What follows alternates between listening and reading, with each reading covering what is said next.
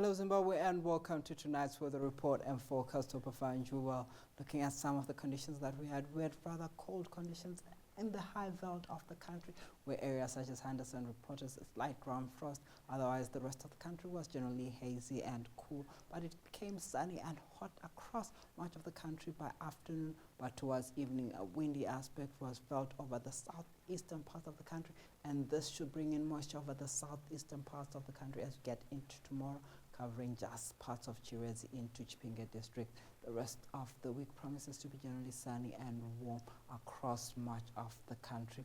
But however, as we get into Friday, another cloud system should fetch in over the southern parts of the country, giving us those brief cloudy periods. Because of that, we still have a windy aspect covering much of the country as seen here in our blue color. This should also increase as we get into Tuesday, covering much of the country. So we still advise you not to start any veld fires, as this cannot be easily controlled because of the windy conditions that are prevailing currently. And because of that, we still advise you to construct fire gas that's at least 9 meters wide and thus safeguard our properties. In terms of the minimum temperatures, we're expecting most of them in the cool category across much of the country.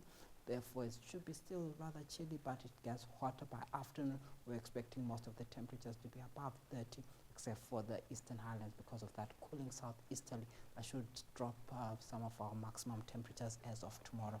Thus, over Bulawayo, we're expecting a maximum of 29 for tomorrow. Slight drop from today where we're at 32 degrees, and we're expecting it to warm up as we get into Wednesday and Thursday. Same for Matopo, we're expecting it to be at 29 tomorrow, but it should increase once more as we get into the week.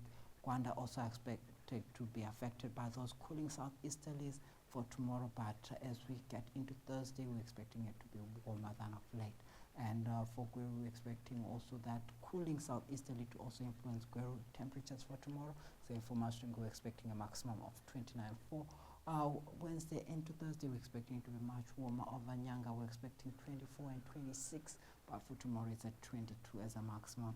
For Marondera, we're expecting 27 with those cooling winds affecting Marondera as well as